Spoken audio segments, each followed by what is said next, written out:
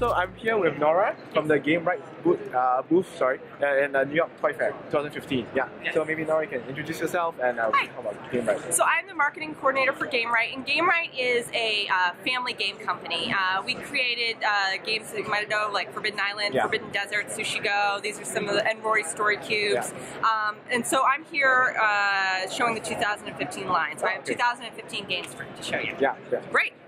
So this is Sneaky Cards, and what Sneaky Cards is it's an interactive scavenger hunt. So you get 54 cards, and you have to use them all over the place. And what they are is they're little dares, little missions. So buy someone a cup of coffee. If you buy someone a cup of coffee, you give them this card, and now they have to do it for somebody else. Oh. And you'll be following the progress on social media, like the Sneaky Cards hashtag, so people can include the moments. This one is give this card to someone without knowing, so you kind of sneak it on them. Gives this card to someone who made you smile, that's one of them. Oh, someone who made you laugh, and then they can pass it on to somebody else who made you laugh. Oh, this is interesting, yeah. Yeah, so it's a lot of fun. It's really it's like real world. Real world. Exactly. And it's all about sort of just being self-confidence and approaching new people and doing it in a generous way. Making the world generally a more friendlier place. Exactly. So you get it all right. So I think it'll be fun on a college campus. Yeah. It's just a way, it's an excuse to go talk to somebody you've always wanted to talk to. Yeah, exactly. So we're really excited about this. There's really nothing like this product out in the market right now. So that's it's nice to be doing something new and innovative. This is Sleeping Queens. It's a 10-year anniversary edition. It's for the younger kids. 10 years. The inventor of the game is here, and she was a child inventor. So she invented it when she was 6 years old. She is now 16, and this game has been produced in countries all over.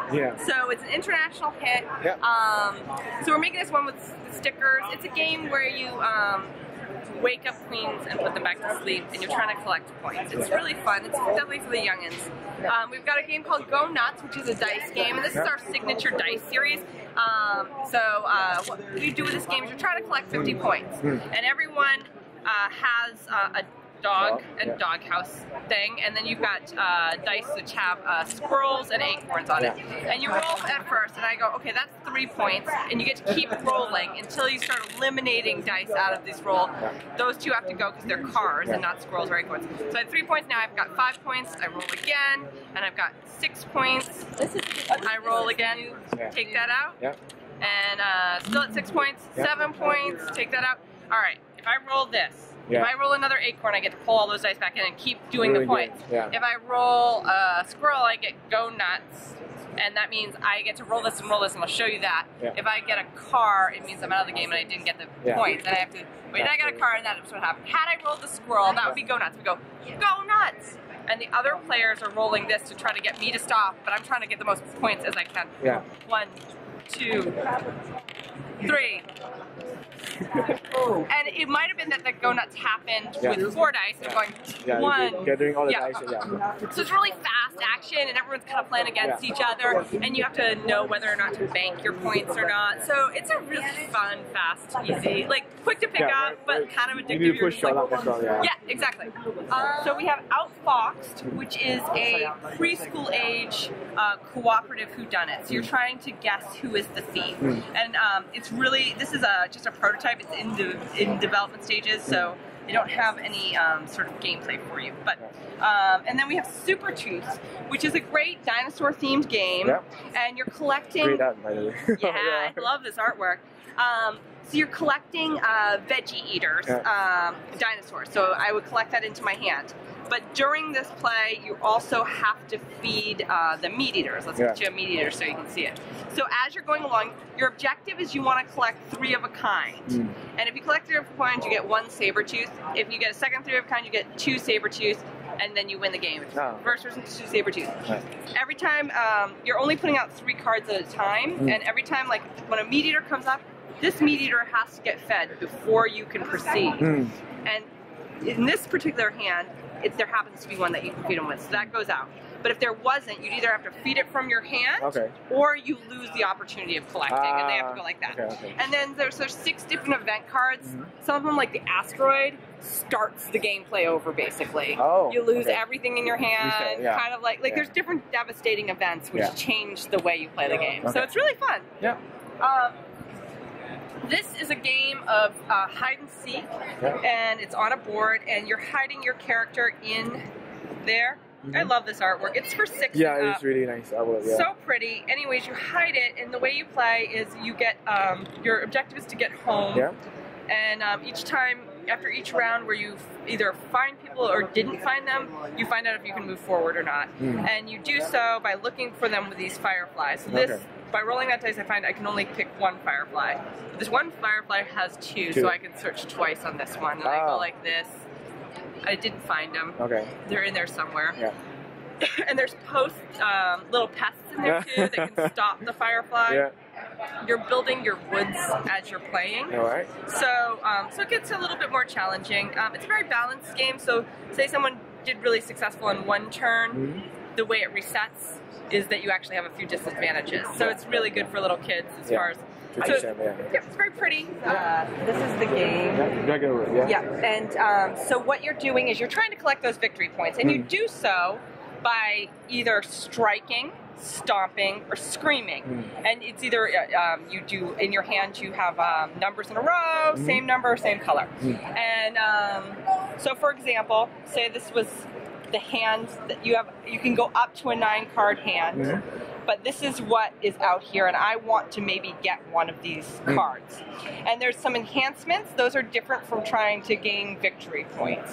So these are victory points, right? Yeah. And the objective of the game is to get the most victory points. There are 2 dragons in that deck. Once both of those dragons show up and are used, like claimed, the game is over. Or if you run through this deck twice. So, all right, I'm going to do 2 of the same color. And I'm going to say, so this is called a screen. So I put it in front of something I want. 2 is not that many.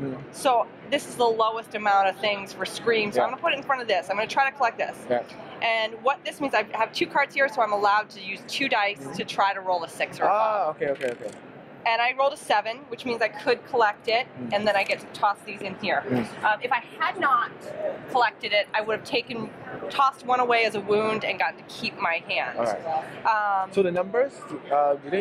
The numbers only mean something in that sense. I see. But the number you roll is like, so say I want to try to collect one of these higher values, like a 10 or a 14 or whatever.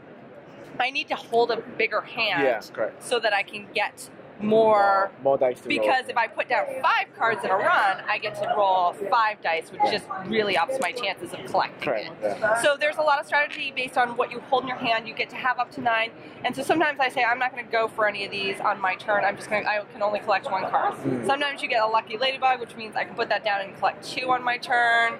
So it's once you get it very quickly, but the variations on how you can play to win are pretty vast. So it's fast, fun, the artwork's gorgeous, it's fantasy, it's strategy, but without this high bar of entrance. It takes you about 10 minutes to read the instructions, you're in there playing. I'm really thrilled about it. I think it's a great one for people who've liked Forbidden Island and Forbidden Desert, but it's pretty easy. It's pretty, I won't say it's easy. It's not easy to win. It is entry level. Understanding is easy. Easy to learn, hard to master. Exactly. So so I was just wondering, like, some of the questions I've been asking the publishers around is that in terms of applications and integration with the tabletop game. We've seen last year there are some games where they have like half semi-application based and semi-digital and semi-tabletop. So I was wondering whether has Gamewright any plans for such things? I do know that you have Forbidden Island on the iOS. iPad. So Forbidden Desert will eventually become, we're working on having that be an app as well. So that is the next step for us. Are you speaking to like games that automatically from the starting point you're sometimes using it on that platform and sometimes you're using it on tabletop? We currently don't have anything in the works where that is the case. I mean, we are a pretty traditionally family tabletop gaming company. That said, some like Forbidden Island is really fun to play on the iPad, Yeah. and so. Like, I have both, but the iPad's great. You take it on play. So anytime we create a product that people are using a lot as a tabletop game, well, we are ultimately going to look to put it in onto the next platform just for accessibility and portability. Yeah, exactly. Also, yeah. And like in many ways, a flipping game, it's easier to play on a computer because it flips for you, you know, and that's what. So I mean, I could see this translating pretty well. It just depends on how much we feel like there's a call for it. Yeah, exactly. Okay. Yeah. All right. Nice to meet you. Nice to meet you too. Thank you for talking to me. Thank you.